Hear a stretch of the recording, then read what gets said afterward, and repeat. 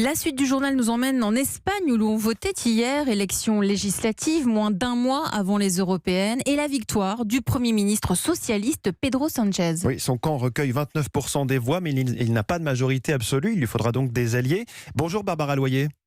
Bonjour. Vous êtes professeur à l'Institut français de géopolitique et à l'Université Paris 8. Pas de majorité absolue, est-ce que ça veut dire une Espagne ingouvernable ?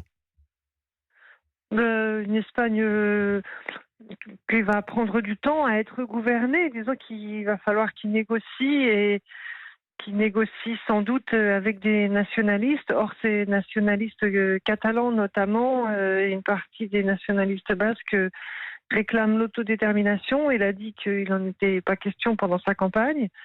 Donc il va négocier et il va sans doute négocier sur des thématiques qui vont être un peu électriques. Par exemple, la question de savoir s'il peut accorder ou pas une grâce aux personnes qui pourraient éventuellement être condamnées pour sédition ou pour rébellion. Les élus catalans qui sont actuellement jugés. Et donc on va dire que non seulement il faut négocier, mais les thèmes de la négociation peuvent susciter des débats un petit peu houleux dans le reste de l'Espagne. Ou bien alors ils choisissent de gouverner en minorité. Mais je pense qu'ils ne vont pas se décider trop vite parce qu'il doit d'abord emporter des élections régionales, municipales et européennes à la fin du mois de mai. Alors négocier avec les nationalistes, quelle est aujourd'hui la place de l'extrême droite ? Le parti Vox obtient 24 députés, c'est un peu moins que ce que l'on imaginait. Oui, on a été un petit peu trompé par le fait qu'en Andalousie, on imaginait qu'ils seraient inexistants et ils ont eu tout de suite plus de 10 députés. Donc, c'était tout à fait impressionnant et donc on a imaginé qu'ils allaient faire la même surprise. Et en fait, c'est plutôt, on va dire, rassurant de voir que même dans le cas d'une crise géopolitique interne extrêmement importante, comme le défi séparatiste des nationalistes catalans, les électeurs ont réagi en votant plutôt au centre pour des partis constitutionnalistes qui défendent la présence de l'État dans l'ensemble de l'Espagne, mais qui sont au centre.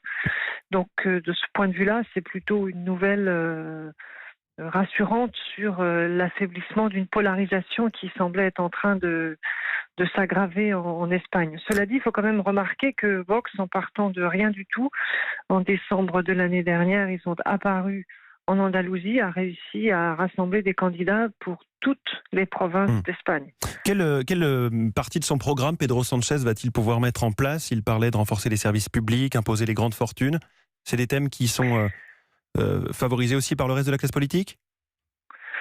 La question économique a pas mal divisé en fait entre la gauche et la droite, le Podemos et le Parti socialiste, ainsi qu'un certain nombre de partis nationalistes périphériques ou régionalistes périphériques, en effet, sont pour l'augmentation des dépenses, la fin de l'austérité, l'aide aux plus démunis, alors que les trois partis centre et droite et extrême droite ont ouvertement affiché des options plus libérales en disant qu'il fallait créer de l'emploi, que c'était le seul moyen de lutter contre la pauvreté et que comme il y avait un risque de crise économique internationale à l'horizon, il fallait absolument prémunir l'Espagne d'un approfondissement de sa dette et de son déficit budgétaire.